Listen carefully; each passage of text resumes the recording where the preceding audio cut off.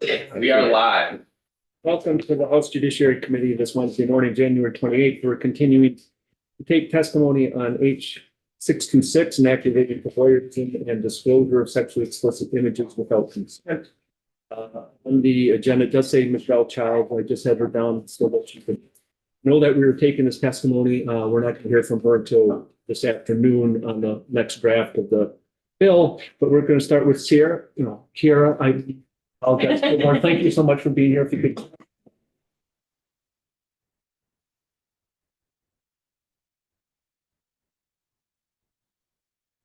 If you could identify yourself for the record and proceed, we really appreciate you being here. Thank you. Of course. Hi, everyone. My name is Kiera Kilburn. I'm currently residing in Georgia, Vermont.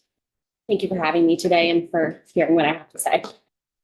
I appreciate this opportunity to speak with you and to share my story as a survivor of image-based abuse. While I was at work, I had learned that a video of me undressing had been posted on a pornographic website. Years earlier, a trusted college film professor invited me and my underage sister to participate in a public access TV video for extra class credit. The concept of the video included many outfit changes, which we did in a storage closet that he directed us to change in. He recorded us changing with a hidden camera and uploaded it to the internet. At the time, I was 19 and my sister was 22. I did not discover this video until several years later. The discovery was life-shattering. It felt like my future flashed before my eyes. I had always heard and had grown up being taught that what you put on the internet stays there forever. And that fear became my reality. I panicked. I take my career very seriously. For the past 10 years, I've served my community in homeless services and domestic violence services. I had a very real fear and worry that I was going to be fired and that my career serving our community and those who are less fortunate would be over. I worried about my family members seeing this video, my future partner, and my future children. I went to the police immediately. The detective I worked with told me at the time that it was one of the longest cases he had ever handled. But despite my immediate action and his commitment, there was nothing that could be done and no criminal charges were brought forward. The statute of limitations had expired before I even knew that the crime had happened. During the investigation, police discovered videos of other young people he recorded in restrooms and changing rooms. They had also discovered the perpetrator. Thank you. The perpetrator had searched online the statute of limitations in Vermont. He knew exactly what he was doing. I did not get the justice that I wanted. I wanted him to be held accountable in a criminal court for harming me and my underage sister and abusing my trust. I wanted my community to know he was dangerous, so no one else would be harmed the way that I was. Instead, I carry the weight of this for the rest of my life while he goes unharmed. I was later diagnosed with post-traumatic stress disorder. It has been incredibly difficult to process how deeply I was violated without even knowing what was happening to me at the time. When I'm in public, I'm still terrified that I'm being recorded at any moment without my consent. I want people, especially children, to be and feel safe and to be able to trust the adults around them. While this law cannot help me, it can help others, and it can assure that they are protected and able to access justice. Knowing this would be incredibly meaningful to me. Thank you for your work on all of this issue and for taking the time to listen to my story. Thank you very much. I really appreciate that. And sorry you've had to go through this. Yep. Hoping that this will certainly help. Angela. Hi, thank you so much for being here. And I just want you to know that with that, like unequivocally, this bill exists because you were willing to come forward. It was inspired by a few of us reading coverage, reading about your story and just feeling that something had to change. And so it really is because of your willingness and your advocacy that this is happening. Thank you. So thank you so much. Would you take any questions? I don't know if we have questions. But I don't see any, but thank you very, yeah, go ahead, Ken. Thank you. I appreciate you being here. It's very important. I'm sorry what you're going through. And one thing I want to say is hopefully this bill passes. And it hopefully gives you some sort of relief of what's going on in your life because it's horrendous. Appreciate it. Thank you so much. I'm available to speak afterwards if anyone would like to. Thank you. So we'll go to Thomas Chanette. Did I pronounce that right? You did. Thank you for being here.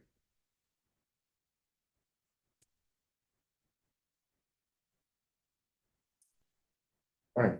Maureen, if you could identify yourself for the record and see. Tom Chanette. I was a Burlington police detective. I retired after this past summer after 20 years of service. Now I work as an investigator for the Department of Liquor and Lottery. State employee. All right. So in 2018, Kara came into the police department and reported her crime. The average police officer who takes in this type of report is not typically equipped to handle it, and honestly, they panic. So the first thing they do is they run to the detective bureau to find somebody who's been there and done that and seen it. So I worked on the Internet Crimes Against Children Task Force since 2011 as an affiliate. I've done a number of cases with them, and I had specialty training in that area. So although they weren't actual minors in this case, a lot of things still equate. A lot of the rules and procedures still apply. So from the beginning, we knew that we were at a disadvantage because she's reporting a crime that occurred in 2012 and it's 2018. Voyeurism was at a 3-year statute of limitations at the time. There's also a disclosure of images without consent, which was also, it was beyond the statute of limitations for that. So by the time we went to he worked at a media company. The individual we're talking about, his name is Bill Clemens. I apologize, Bill Simmons. He worked at a media company and he was a part-time professor at CCV. Before that, he was also a professor at Burlington College, which came into play a little later on. So from jump, we were at a disadvantage. He wasn't willing to say anything. He talked a lot about how he was on the board for the ACLU and he was a stand-up person in the community and had no idea what any of this was about. So a lot of things had changed, in the over 6 years in between when it happened and there. So obviously we didn't find much evidence. Also, we weren't able to seize his personal devices because we didn't have an underlying crime that was prosecutable. Right? It was beyond the statute of limitations, so we knew we were at an impasse. He wasn't willing to consensually give those devices. So I was forced to stand there and watch him collect what was his from his office, a bin of devices that I would have loved to have known what was on, and walk out the door. So we were left with what was left in his office, which was things that were owned by VCAM that he jointly used. So we seized them, and then I negotiated with their counsel after the fact to be able to search those devices, and there wasn't much. There was an employee in IT, Matt Gowdy, I believe was his name. He was the IT guy at VCAM. He came forward and said, about the same time frame ago, like 5 years ago, Bill had come and left a hard drive at my desk to take care of. So he plugs it in to wipe it clean, see that it's almost full, like the deleted space is almost full. He's like, oh, what is this? So he opens it up. And what he described to me was hundreds of images of child pornography. He had a 7-year-old at the time, so he was basing that his description of their ages of the few files that he opened off of his own daughter, and that they appeared even younger. He very much regrets it, but he said he panicked and deleted the hard drive. Then goes to a meeting of everyone at VCAM and says, by the way, guys, there was a hard drive that was turned in and there was some inappropriate images on it and we can't be doing that with work things. And he said, Bill basically got white as a sheet and when he's normally very animated, and left the room. So I had that angle. I knew that likely sexualized images of children are going to be a part of the case. So because of the limitations issue, we didn't get very far at first. There wasn't much to go for search warrants. Bill wasn't talking. Eventually, Matt, out of guilt, I think, was searching other devices at VCAM that he knew that Bill had used, and he found one of interest. It was a small flash drive that had been in. They used it in the GoPro cameras, and Bill was, I think, the last person to sign it out. It wasn't used very often. He, in that video, saw very clearly Bill wearing his VCAM attire in a bathroom, placing the camera, looking at himself, and then leaving. It was clearly a bathroom. It was focused on a shower. Later found out it was mounted above a toilet, like secreted in a, like front of a box of tissues. That video showed four college-age folks, boys and girls, and one adult female coming in, using the bathroom, showering, fully nude. Also met the criteria for voyeurism. So in this case, unfortunately, there weren't just two victims. There was, by the end of it, there were 8 victims who got no justice because of the statute of limitations. When I was able to finally identify those kids as having attended Burlington College, where Bill worked previously, they went on a class trip to the South by Southwest Festival, I believe it's in Texas. It's a media movie festival. So while staying at an Airbnb there, he secreted this camera. So I identified, tracked down, and talked to all of these kids. And unfortunately, this event happened also outside of the statute of limitations. I looked into the Texas laws, see if they could maybe prosecute them there. But they also had a statute of limitations that was, in my opinion, very, very antiquated and not up to date with this type of crime, which was my main gripe about the Vermont law as well, as it was very frustrating to try to get this prosecuted. Because there was a question of when this video was made initially, I was able to obtain it may have been within the statute of limitations, and I was able to get a sympathetic judge to write a search warrant for Simmons' residence. So it was, I don't know, it was a good day for me to be able to bring, 10 officers to his house and make him sit in the corner while we tore apart his entire house and got every little device out of there. The one, he was very careful. The one thing that we weren't able to search was his personal iMac computer. It was a very large computer, and he had some encryption software on there, and he also had a password that must have been about a mile long, because I called in favors. I sent that thing to the Secret Service.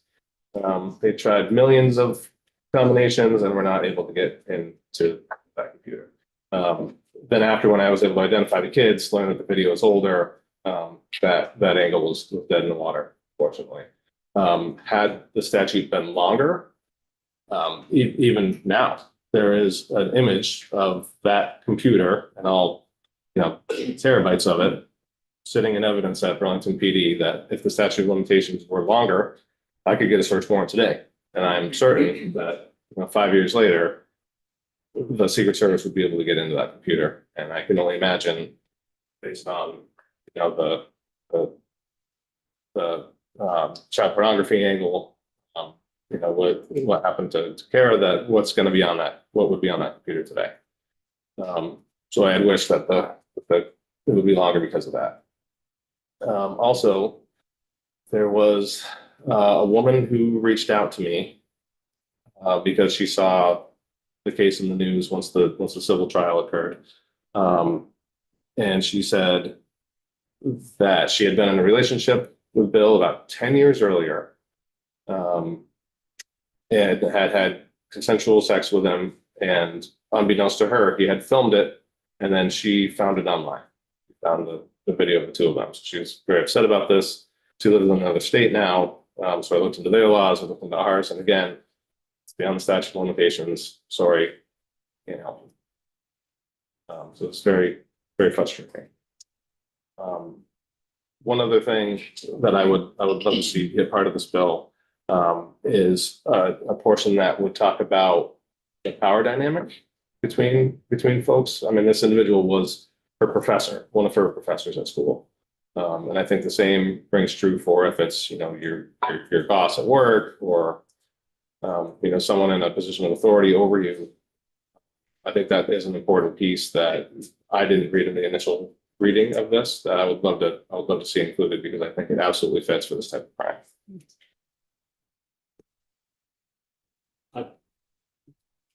You done with your testimony? Okay. Yeah, I did submit my report this morning. I found a signed copy of my report. Oh, great, great. So if you want to read all the details. Great, thank you. Tom and Angela. I'm just wondering, in your personal opinion, in your experience, do you think the likelihood that this individual has reoffended or is probably still reoffended? So my knowledge base comes from people who are sexually attracted to children. They run in circles where they make collections of these things. They go online, they find folks with similar interests, and they trade these things, and they have their own underground communities online. The same is true for people who are, for lack of a better term, into voyeurism type material. So one of the things that he did was he shared this with a group. So the initial video that came up had a water moniker down in the corner of it. It was like Oral Plague or something like that. That was the underlying company that had it. So once these things are traded online, which absolutely was him, you lose control of it, right? And so in order to monetize it, you take it, you moniker it, you might water it down a little bit as far as like description of what you found it under in the dark web, and then you put it on legitimate pornographic websites that actually pay you money. So also in 2020, I want to say, where Kira finds is also told about the video popping up again on a mainstream pornography site, and this time it's a little bit different. It had at the beginning of it. Well, first the title was something like "Sisters Get Spied at a Fake Modeling Gig." That's pretty specific. You can have underlying knowledge of how this video came to be. Also, at the beginning was a montage of photographs of her from her personal Facebook page, which you had to be a friend of hers to be able to see. And at the time that she was taking the class, Simon had friended her on Facebook, so he got these images. He put them in the front end of the video. Then he had the video, of her and her sister, and put it out there for the world to see. So she was identifiable from those photos. He put it out for all of his creeper friends to be able to see. And that's one way to monetize it. If you have, look at this great video I have, guys will trade you, anything, Bitcoin, other videos. They want this type of content. So once you're in this world and you're trading, to get back to your original question, this is what they do. This is how they get their gratification out of it, is they continue to trade in it, and live in those underground circles. It's their thing. Yes. So based on that, I did get a subpoena for the website in case it had been Bill who uploaded that video. Obviously, it came from him initially, but it actually traced back to an individual in Turkey who trades in this type of pornography, collects it, puts it on these websites, and monetizes it by getting views. Thank you, Detective. When you say that we should address the existence of a power imbalance in the bill, are you thinking like as an enhancement or something, if the recording is made by someone who is in a position of power or authority or care or something like Absolutely. Yes, which mirrors I finished my career in the Chittenden Unit for Special Investigations. That was an element we looked at for sex assault, and also you do that for there's another grooming. for what? Grooming, Yes. Yeah. which we call something else. Right, which is enticement. Right? Or It would be intentional. Yeah. Right. Lori. Is there. is- Flooring section. Thank you. Other questions for the detective?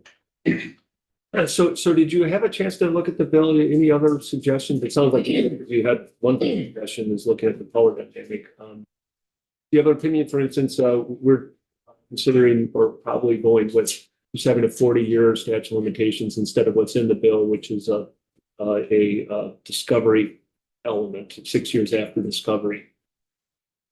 That would have been great for this case. But as we know, the internet is forever. So that would, going back 40 years, you predate, the internet really coming to be, but this is a forever crime. I mean, 100 years from now, this video likely will be able to be found. Yeah, and this is going forward, change to criminal statute of limitations is for conduct from here on forward. So, So just using this example, but right. it's, things on the internet never go away. So that is outstanding, 40 years. I would love to see it be a forever crime. I know that we hold the forever moniker for, homicides and aggravated murder, but I'll tell you again how it would work as far as if the statute of limitations changes that would give you a basis to seek a warrant. so in this case, because my underlying crime, I knew from the beginning that it was beyond the statute of limitations. I knew I wouldn't be able to get a search warrant. So in good faith, I then, fruit of the poisonous tree, I couldn't go and seize those items at that time, or even, go to his house before I had my additional evidence. But it wouldn't necessarily, if we change to 40 years, you're not going to be able to get a new warrant based on crimes that happened before the passage of the law. Is that right? I'm just trying to make sure. So when the law- So moving forward. Yeah, well, moving forward, we changed the statute of limitations, but you can't go essentially pre that law being passed to get a warrant for something that's happened before we pass this law. Is that Correct. right? Okay, I just want to. Correct. Yes. I understand that. But I think we're both here for victims in the future. Yeah, absolutely. No, understood. I just wanted some clarification because that wasn't entirely clear on that. Barbara, then Ian, and I think Angela again. Thank you so much for being here. I apologize for being late. I'm wondering, in the situation where you said Bill's former girlfriend came forward, was the only element that kept you from charging the statute of limitations? Because I know there were some other issues with that law when we passed it, related to one, if the person moved out of state, I think was one issue. And if it was revenge, right? Like there was some issue there. So I'm just wondering. Law, right? Yeah. The biggest issue there was she knew that the relationship was 10 years prior and that the video was filmed 10 years prior. Also, I think it had been on the website where she was alerted to it being found. It had been there for a while, had many views, but it had been there longer than, because every time it's reshared, you could restart the clock on that crime. So that's an angle that we certainly tried. At the time, Dana DeSano, who's now she was at Chittenden, then she was at the Attorney General's office, and now she's a sitting judge for the state. We read the statutes, trying to find something that would fit this. I also tried, because at the time of the filming, her sister was 17. In the federal system, they look at a minor as under the age of 18. So I even called in some favors and tried to sell it to the feds, but they basically said, had a sex act occurred, they would have taken it, but because it's nudity, it just couldn't meet their threshold. They just couldn't justify. So it was being interstate. Right. Yeah, that wasn't. They would have been looking at it under the child pornography statute, and they just didn't feel it would get far enough in their system. Just two questions. Thank you very much for your testimony. It's very helpful to sort of get the full sort of story. Two questions are, one, like, could you get like I obviously you couldn't, but could you try to get an inquest subpoena, like with the idea being that you've got some evidence that there's a crime happening here? I'm just sort of curious, like, Or what? like that there's ongoing voyeurism or something like that. I'm just was that also denied, or is that an angle that you could go? So subpoenas, from my understanding, how I always dealt with them, subpoenas were for records, information. The content of his accounts is what I would have been going after. So Yeah. would have taken a search warrant. Yeah. And no, we just didn't have it. Yeah. Dana and I brainstormed heavily, stop returning that. Yeah. And then my only other question was, it was mentioned that he had searched the statute of limitations that the individual had, like, at some point. Did that relate to, like, I don't really know how you knew that. Did he wait to post this material until after the statute of So I limitations? think that was something that he admitted to, and no, okay. He That- hired a private forensic Yeah. IT and they have that on his search engines, and they also found him getting hidden cameras through Amazon.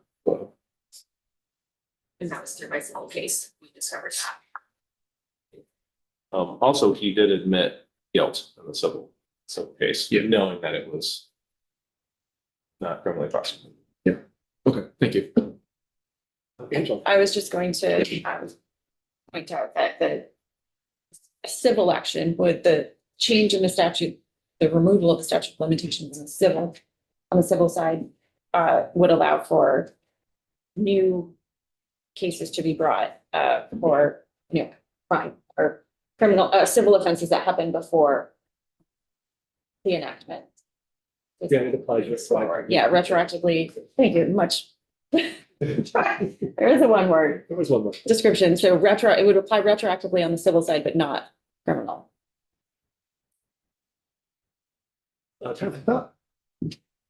More for you, I think. When, was it St. Joseph's Orphanage, we did some work? on Yeah, that? we looked at the civil. Didn't we?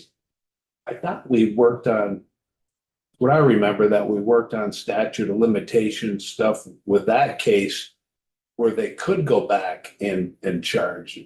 Not on the criminal side, it was civil. It was, that was civil too. Okay. I opened that investigation too. You looked at that too. Any other questions? Thank you very much. Appreciate it. Thank you for having me. So I asked Kim McManus to come over a little earlier. She's scheduled to testify, but not having a witness currently, we will adjourn until further notice or 10 o'clock. If she manages to come over here, I'll